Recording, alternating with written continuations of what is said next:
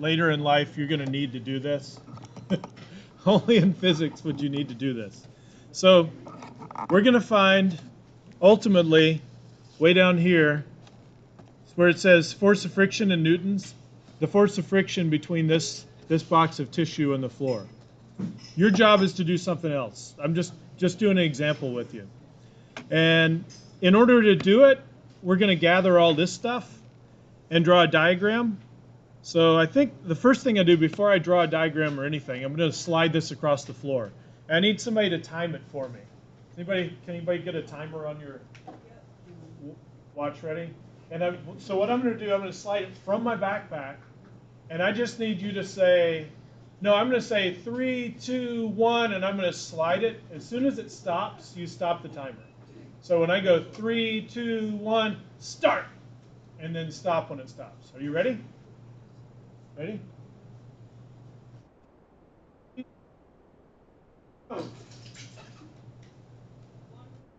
All right. So this was probably not very scientific, but 1.81 seconds. Everybody write that down.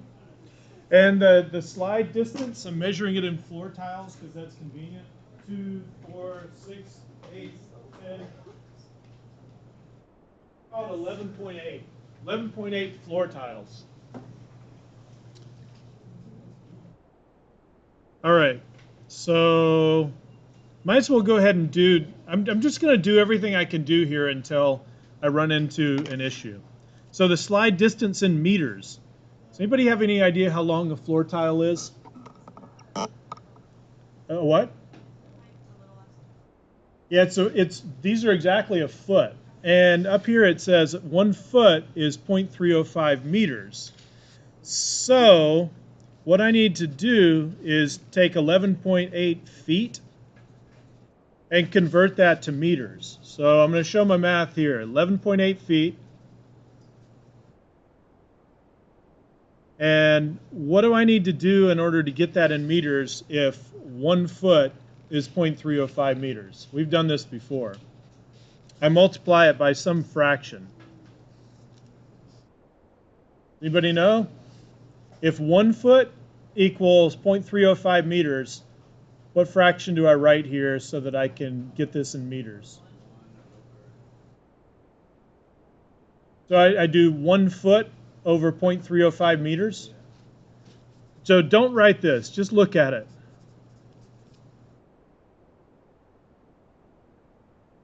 That's not going to work. Does anybody see why? Yeah, the whole point is to get feet to cancel out and be left with meters. But when I do this, I'm going to get feet squared for meters. I don't want square feet over meters. So what I need to do is I need to multiply by 0.305 meters over 1 foot. So that way we've got feet on the bottom and feet on the top, and they're going to cancel out and we'll get meters. So Abby, did you just multiply 11.8 times 0.305? All right. Well, your number sounded about right. You said 8 something, right? Yep. So 11.8. No, I don't think that's right. Times 0.305 and 3.6. Yeah, you were off by a little bit. That's okay, though.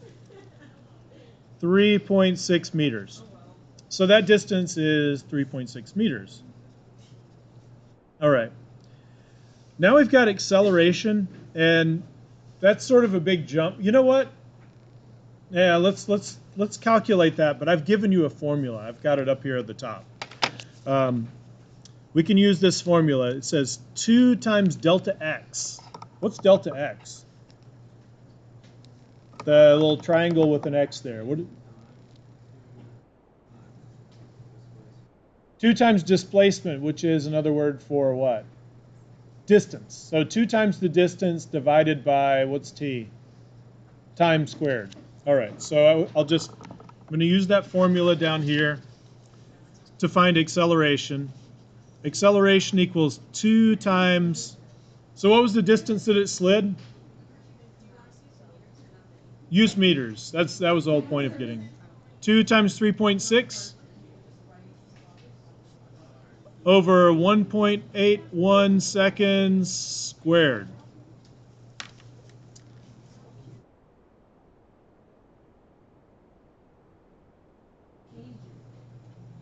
All right. Does anybody have an answer? Does anybody know what acceleration is before I show you how to do it? Make sure you've got your order of operations right.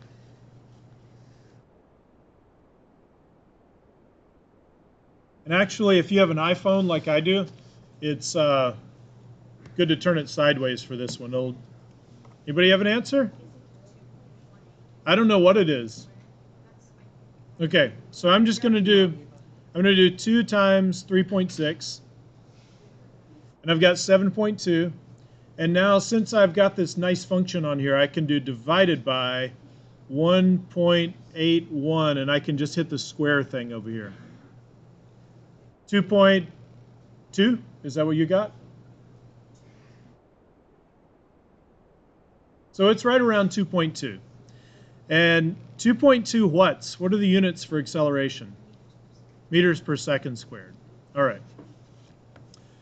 Okay, so I can put that in my, I still haven't done my drawing, which is making me kind of nervous, but it's okay. 2.2 meters per second squared. The object mass, does anybody remember what I said it was? I think it was 36.5. Yeah, 36.5 grams. So that's what it is in grams. And by the way, so that everybody knows how to use this, because we don't have any nice modern balances in here, you're going to have to find the mass of something with this. The way you do this is you set your object on this thing and move everything to the left. And then start moving. What you want to do is move the biggest slider that you can over to the next notch without tipping this over. So that's too much. So that one won't go. So I do this one on the back, and I can get it out to 30, but if I take it to 40, it tips over. So I need to go back to 30 and make sure it's in the notch. Now I move this one out until the pointer right over here is right on 0, and that's right about 6.5, and then I add them up. So I've got 6.5 on this one, plus 30 on that one, plus 0 over here. So that's how I know it's 36.5. Old-fashioned balance. So 30, okay, now I need to get that in kilograms. How do I get grams to kilograms? Does anybody know how many grams are in a kilogram? Yeah, it says right here. So I'm going to write 36.5 grams, and to cancel out the G and get kilograms, do I write this as 1 kilogram over 1,000 grams, or do I write it as 1,000 grams over 1 kilogram? 1 kilogram over 1,000 grams. Is that going to cancel out my grams? Yes. Okay, so basically I'm just doing 36.5 divided by 1,000. And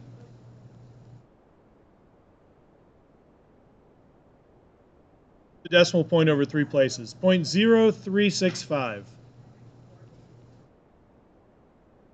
And I'm doing this because all these formulas that we're using, they work with kilograms, and they work with meters, and they don't work with grams, and they don't work with feet. Yeah, I'll always give you the conversion. All right, now we've got to do the picture, because we've got this other stuff of like the net force. So this is going to be the sliding tissue paper box. I'm going to draw some tissue hanging out of the top, even though it's not, just because I think it looks better that way. And I want to draw all the forces that are acting on this box. So somebody tell me this and here I am over here. This is me in my chair. I'm going to act like I was sitting in my chair as I slid the thing. It's really big. So tell me one force acting on this box. Which way is the friction pushing this box? That way. Yes. So if it's sliding to my left, friction is pushing it this way. Are there any other forces acting on the box? Yeah. What else? Your push. Am I still pushing?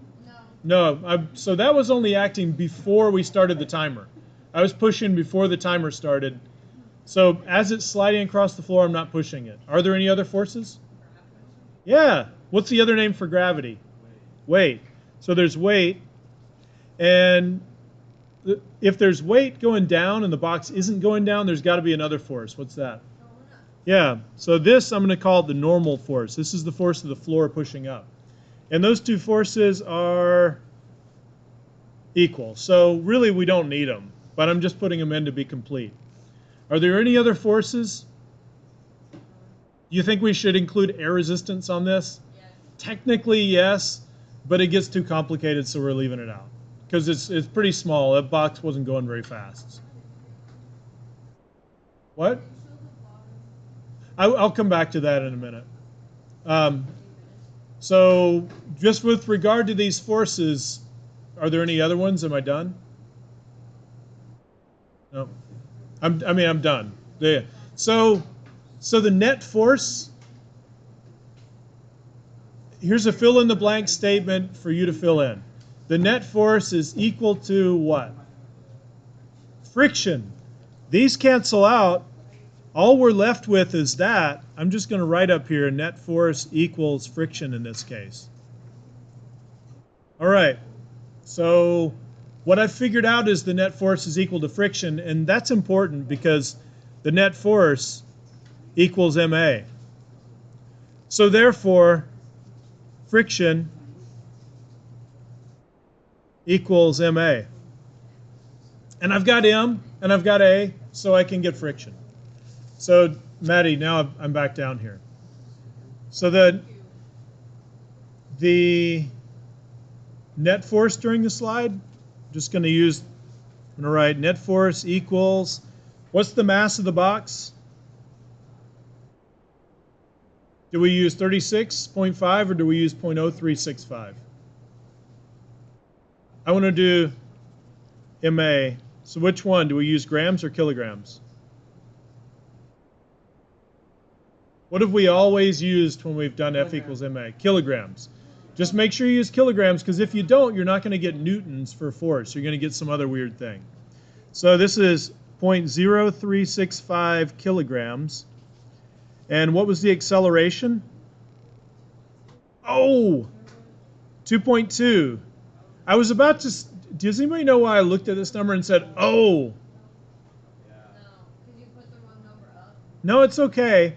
It's just that I was thinking this box is doing what? Speeding up or slowing down? So I was thinking this needed to be negative. But if you look in our diagram, it's moving to the left and slowing down, which means it's accelerating positively. So we're okay. So the acceleration is 2.2 meters per second squared. And now I can just get the net force by multiplying those two together. So it's, I already have this one on my calculator, which makes things easy. Times 2.2 is 0.0803 newtons. So we've got the net force during the slide. Very small force. In fact, I can go ahead and do the force of friction because I already said the net force and the friction are the same. So that's 0.0803. And now all I've got is the weight and the normal force. Does anybody remember how to calculate the weight? There's a little formula for it. mg. So, and let's just use 10 to make it easy again. That's fine with me. So the mass is 0.0365 kilograms. And g is how many meters per second squared? 10. If you want to use 9.8, go ahead. But 10 makes it easy. So I'm not even going to get my calculator. When you multiply something by 10, you just move the decimal point to the right one. So this is going to be 0.365. And what will the units be? Newtons. Weight is a force, so it's newtons.